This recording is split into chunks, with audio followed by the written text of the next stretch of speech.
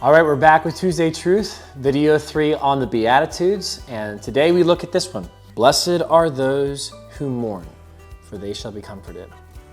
Remember that in the Beatitudes, there's always two components.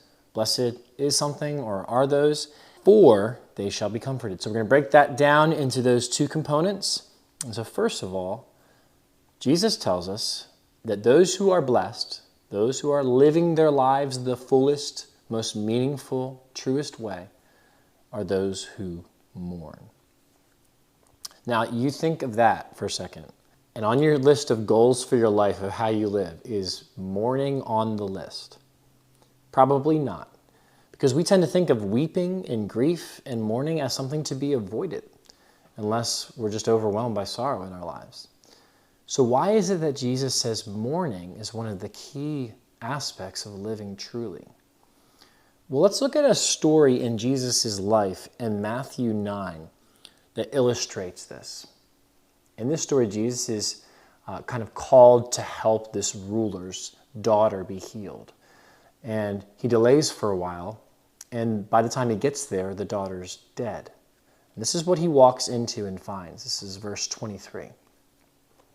And when Jesus came to the ruler's house and saw the flute players and the crowd making a commotion, he said, "Go away, for the girl is not dead, but sleeping." And they laughed at him. But when the crowd had been put outside, he went in and took her by the hand, and the girl arose. So Jesus miraculously heals this girl, resurrects this girl, likely. But notice the crowd's response. They should have been there sitting in silence with the ruler. They should have been there mourning with the ruler. But instead, the text tells us that the crowd was making a commotion. In the midst of this man's grief, they were just filled with chaos. And then when Jesus says, "I'm going to heal," they laugh at him in the midst of this ruler's grief. So something really terribly wrong here in this story. And these people illustrate the sort of lighthearted, laugh-it-off approach that we can have towards those who are genuinely suffering in this world. Maybe you've seen the movie Inside Out. I love that movie. Besides it terrifying one of my kids, I love it. But in the movie, you get kind of a behind-the-scenes insight into this kid's processing of life through their emotions. And you see joy and anger and envy and all these different things kind of vying for control over the mind of the boy. And the one character's sadness just continues to kind of get shelved and pushed into their place. And we learn from the movie that sadness is actually the key component for the kid to be able to process the grief in his life. And that's the truth for us as well. It's a poignant movie because it points to something really real. The same thing that Jesus is pointing to in this Beatitude. We live in a world that is cursed by sin. Because Adam and Eve fell in the garden, all of creation has been broken. And Jesus tells us that the wages of sin is death. So death hangs over all of creation and curses creation. And the only appropriate response when we come close to death or other forms of suffering is to mourn. That's not to say that our lives aren't filled with joy or hope or happiness, but it's to say that suffering will come. We can rejoice even in suffering because God's so faithful and so helpful, but it's only a matter of time before grief finds us because our world is broken. And so maybe you've come to Sundays and you see everybody smiling, see everybody laughing, and your whole life has been rocked. And you just feel like Christians don't have any troubles. Well, that's not true. Here we see in this text, Jesus giving us not just permission to weep, but telling us that the only way to truly, fully flourish in this world is if you are regularly mourning over the brokenness of the world. We have to take our grief to the Lord. We have to mourn. We have to lament. In Ecclesiastes chapter 7, the writer says that it's more blessed, it's better to go into the house of mourning than into the house of laughter, pointing to the opposite of these people who are laughing in the house of mourning. We need to sit with people in their grief and care for them and love them. And that means that, guys, we cannot ignore people when they're suffering or avoid them.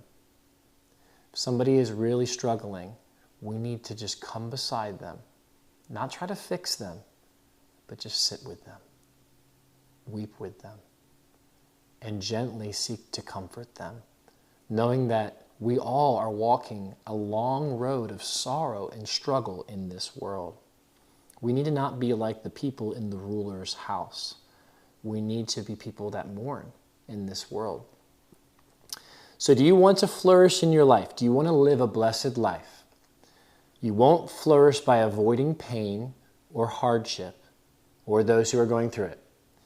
You will flourish if you respond to those things with godly mourning. Now, there's a guy named Mark Vroegop, who we'll link in the comments of this video, who wrote a book called Dark Clouds, Deep Mercy, that teaches you how to lament and to mourn in a biblical way. And I kind of want to show you some of the insights of that book by looking at Psalm 13 together. How do we mourn biblically? Well, we do like what the psalmist does in Psalm 13. He says, "How long, O Lord, will you forget me forever?" The first thing that the psalmist does is he turns to the Lord. Then he says, "Will you forget me forever? How long will you hide your face from me? How long must I take counsel in my soul and have sorrow in my heart all the day? How long shall my enemy be exalted over me?" In this, we see him complaining to the Lord. Did you know that it's not always ungodly to complain? The question is, who are you complaining to? And are you only complaining? Complaining is actually a part of biblical grief. You turn to God when your life is filled with sorrow or pain, and you complain to him about your situation. Enemies are being exalted over him. He has sorrow in his heart all the day. And then he turns and he says, "Consider and answer me." He asks for help. And then he commits at the end, "I have trusted in your steadfast love." He commits to trusting in God. And so in this, we see a biblical paradigm of how we should mourn. Turn to God. Don't go silent. Weep before him. Complain about the horrible things that are happening in your life. Ask him to come and help you and to change it. And then declare to him that you will trust him regardless of what happens. Now, this is different than worldly grief, isn't it? This is different than selfish grief, sinful grief. What Jesus is calling us to here is to respond to suffering by turning to him and clinging to him for hope. Now, there's one additional part of this beatitude, and it is the promise, right? "Blessed are those who mourn, for they shall be comforted." And the analogy here is an analogy that the Bible uses of childbearing. In Romans 8, Paul says, "I consider the sufferings of this present time are not worth comparing with the glory that is to be revealed to us, the reward. For the creation waits with eager longing for the revealing of the sons of God. For the creation was subjected to futility not willingly, but because of him who subjected it, and hope that the creation itself will be set free from its bondage to corruption and obtain the freedom of the glory of the children of God." And look at this in particular. "For we know that the whole creation has been groaning together in the pains of childbirth until now. And not only the creation, but we ourselves, who have the first fruits of the spirits, groan inwardly as we wait eagerly for adoption as sons, the redemption of our bodies." There's a sense as we mourn that we're waiting for a future day that's like a mother who's pregnant with a child, whose body is changing, has back pains, all kinds of a host of physical problems, and then she begins to go into labor, and she's in excruciating pain. But then, when that baby is born, her whole body is flooded with happiness and peace.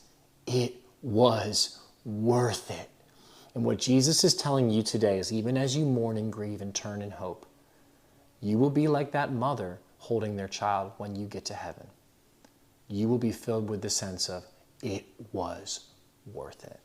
Revelation 7 spells out just how amazing that experiences can be. And let me just leave you with this. Jesus is pointing to this day. Therefore they are before the throne of God and serve him day and night in his temple. And he who sits on the throne will shelter them with his presence. They shall hunger no more, neither thirst any more. The sun shall not strike them, nor any scorching heat. For the Lamb in the midst of the throne will be their shepherd, and he will guide them to the springs of living water, and God will wipe away every tear from their eyes. Indeed, blessed are those who mourn, for they shall be comforted. We'll see you next time.